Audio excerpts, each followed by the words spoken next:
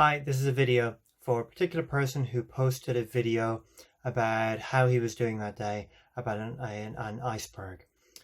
You know who you are, and it's public in the sense of I've had a short conversation with you, and I'm going to talk about how clean language coaching may be able to help give us insights on that.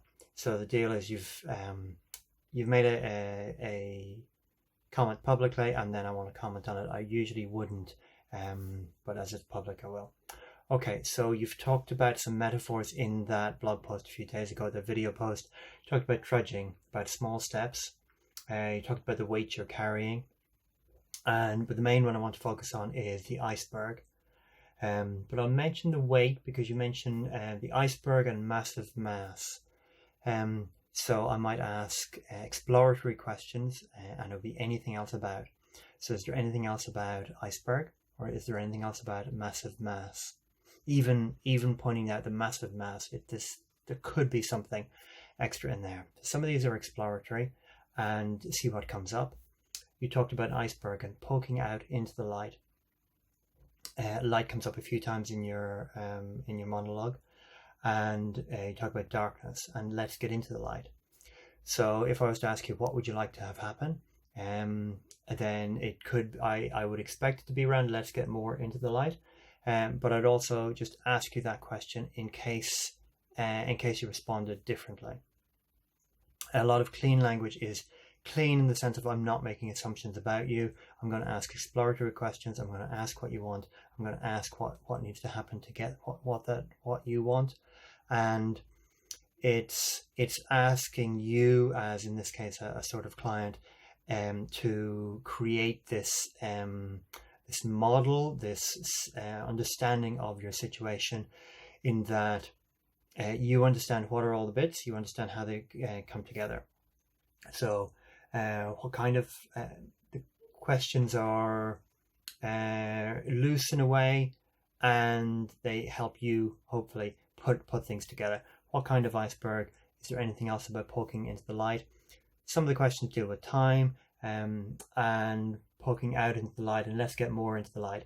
And when more into the light, what happens next? There I'm pushing forward in time, probably to something, it sounds like something you like, but I'd probably ask some more exploratory questions around that as well. So I could ask just before questions. I can go back in time, but we've had some exploratory questions, some time questions. If I ask you what needs to happen, I'd use the phrase that you come up with there. If it's an outcome, a positive sense. If it was a problem and you said, oh well, I don't want something, I may I work with that in particular ways, and often I'd hopefully get an outcome.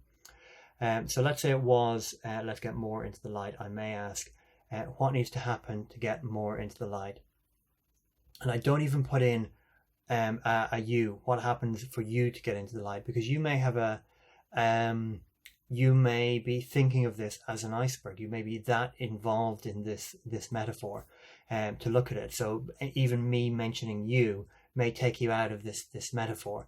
And we use a lot of metaphors. You yourself use trudging, small steps, weight, iceberg, massive mass, light, darkness.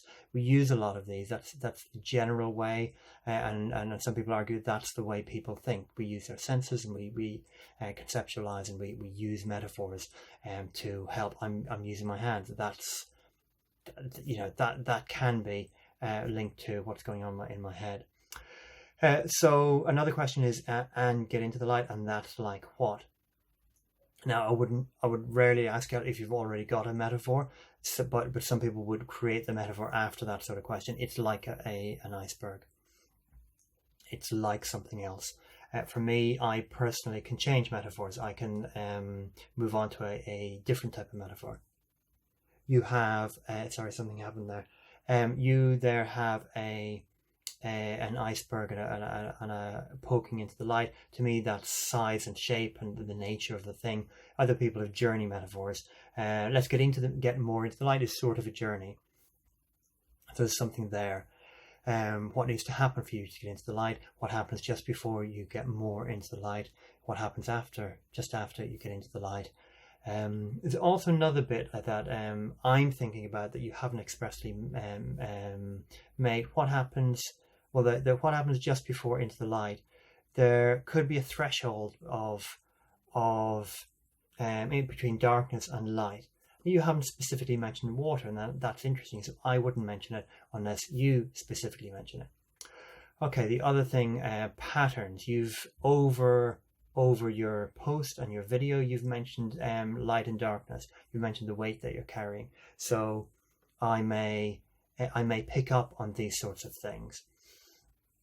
And you mentioned small steps, but more into the light didn't have steps in it. So all of these things, as a clean language coach, I would be comparing, contrasting, seeing are there patterns, how you're constructing this idea of what's going on for you, and are there resources or opportunities, are there threats and problems, what needs to happen, what can I help you focus on in order for you to explore more of the world, and essentially for you to understand the scale of things, the thresholds, the resources, all of the things that are involved, the relationships. Is there a relationship between small steps and let's move into the light? There might be, there might not be. When I put those things together, you may say yes, there is, or you may say no. There may be separate parts of how you're experiencing, how you're putting together what you're doing. So clean language coaching will often talk about the outcome, often explore things as metaphors, location. Where is iceberg? Where is darkness? Where is light? All of those things we may ask about these. The patterns, noticing things in different part of what you say. The scale, does the iceberg have a size or a shape? That could be in some way important to you. I think I said where is the iceberg.